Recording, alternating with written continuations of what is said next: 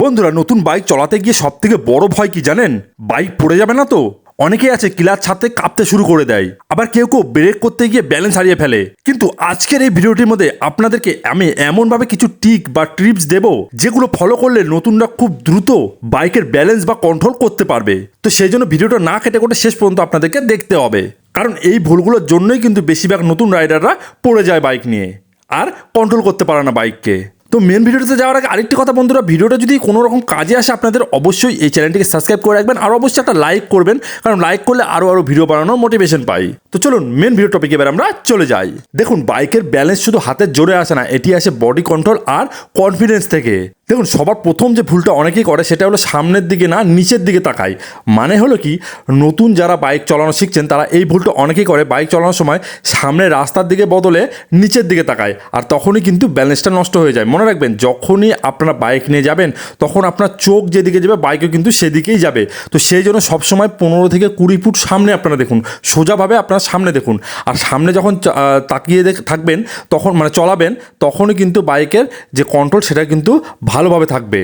তো সেই জন্য বাইক রাইডিং করার সময় বা চালানোর সময় বাইকের চাকার দিকে না বা নিচ দিকে না, বাইকের সামনের দিকে, মানে বাইককে আপনাদের দেখতে হবে না, একবারে সামনের দিকে রাস্তার দিকে ভালো করে ফোকাস রাখুন, এতে বাইক কিন্তু সোজা থাকবে। 2 নম্বর যে ভুলটা সেটা অনেক নতুন রাইডাররা করে সেটা হলো হ্যান্ডেলকে শক্ত করে ধরে থাকা। এটা কখনোই আপনারা করবেন না। অনেকে কি করে, বাইকের যে হ্যান্ডেল রয়েছে সেই হ্যান্ডেলটাকে এত শক্ত করে ধরে থাকে যে বাইক কাঁপতে শুরু করে দেয়। তো আপনাদেরকে কী করতে হবে, আপনারা সবসময় রিল্যাক্সে থাকুন, বাইকের যে হ্যান্ডেল রয়েছে সেটা হালকাভাবে কন্ট্রোল করুন। আপনাদের কষে একবার শক্ত করে ধরার দরকার নেই, আর বাইক নিজে থেকেই ব্যালেন্স নিতে পারে।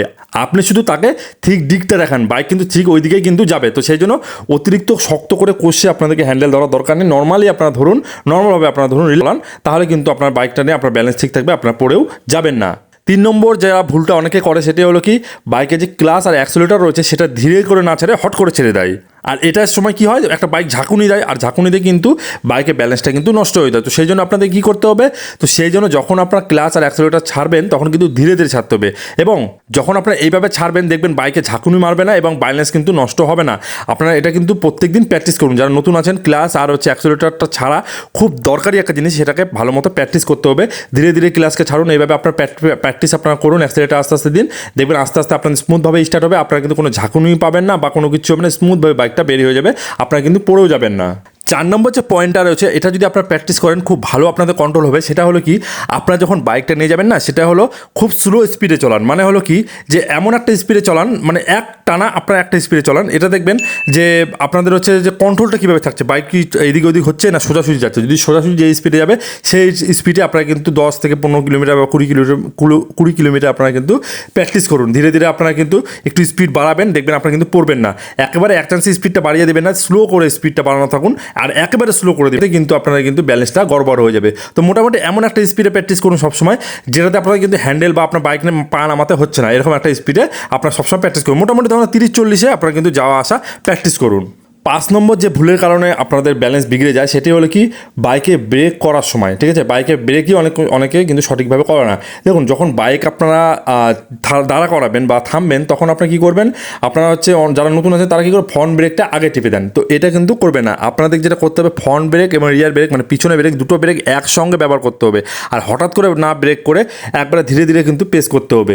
আর যদি আপনারা ফ্রন্ট ব্রেকটা একবার পেস করেন তাহলে কিন্তু ব্যালেন্সটা এদিক ওদিক হয়ে যাবে, বিগড়ে যাবে, তো আপনারা কিন্তু পড়ে যাবেন। তো সেই জন্য ব্যালেন্সটাকে ঠিক রাখতে হবে, আর এটা ঠিক করার জন্য আপনাদেরকে সবার প্রথমে পিছন ব্রেকটা কিন্তু প্রেস করতে হবে। 6 নম্বর যে মিস্টেকটা বা ভুলটা অনেকেই করে সেটা হলো শরীরকে অতিরিক্ত শক্ত করে রাখে। তো এরকম শরীরকে শক্ত করে রাখবেন না, কারণ দেখুন অনেকে ভয় পেলেই শরীর শক্ত হয়ে যায়, আর তখনই কিন্তু ব্যালেন্স খারাপ হয়ে যায়।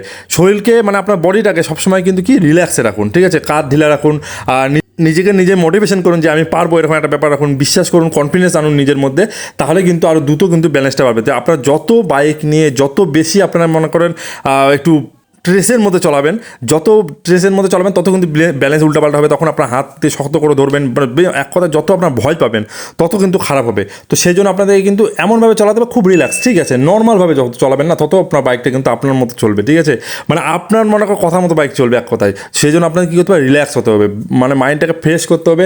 পারলে পরে আপনার সকালবেলা ঘুম থেকে ওঠার পর বাইক চালানো প্র্যাকটিস করুন, দেখবে এটা কিন্তু খুব ফ্রেশনেস দেবে এবং কিন্তু আপনার ভালো মতো শিখতে পারবেন। তো 7 নম্বর একটা টিপস দিয়ে দেই, খুব গুরুত্বপূর্ণ, এটা সবসময় মাথায় রাখবেন। রাখবেন যারা নতুন রাইডার আছে বা নতুন বাইক চালানো শিখছেন। তো দেখুন, বাইক যখন আপনারা নতুন চালানো শিখছেন তো অনেক কিছু করার ইচ্ছা হবে, যেমন বাইকে একটু স্টান্ট করার ইচ্ছা হবে বা বাইকটা একটু দ্রুত চালানোর ইচ্ছা হবে। তো এইসব কখনোই করবেন না, এগুলো সবথেকে বিপজ্জনক ভুল। আর প্রথমে বলবো যে আপনারা ব্যালেন্স শিখুন, তারপরে স্পিড, তারপরে হচ্ছে বাইকটা কীভাবে কন্ট্রোল হচ্ছে বাইকের, মানে এক কথা বাইক যেন আপনার কথা মতো চলে সেভাবে আপনার বাইকটাকে নিয়ে আসুন। তারপরে কী করবেন করুন, যদিও এটা কোনো সময় করা উচিত না, বাইক নিচ্ছে কোনো প্রপারলি গাইড ছাড়া বা হচ্ছে বেশি স্পিডে চালানো উচিত না। তো বন্ধুরা, আজকের এই ভিডিওটির মধ্যে আপনাদের কোন টিপসটা সবথেকে বেশি কাজে আসলো তো সেটা আমাকে জানাবেন, যে এই কথাটা বা এত নম্বর পয়েন্টটা আমার বেশি কাজে আসলো সেটা অবশ্যই কমেন্ট করে জানাবেন। আর এরকম নতুন নতুন বাইক চালানো ভিডিও পেতে অবশ্যই চ্যানেলটিকে সাবস্ক্রাইব করে পাশে বেল আইকনে প্রেস করে দিবেন, আর ভিডিওটা অবশ্যই একটু শেয়ার করে দেবেন যারা এরকম বাইক চালানো শিখছে। তো এটা ছিল আজকে ভিডিও, সবাই ভালো থাকবেন, সুস্থ থাকবেন, ফিরছি কোনো নতুন ভিডিও নিয়ে।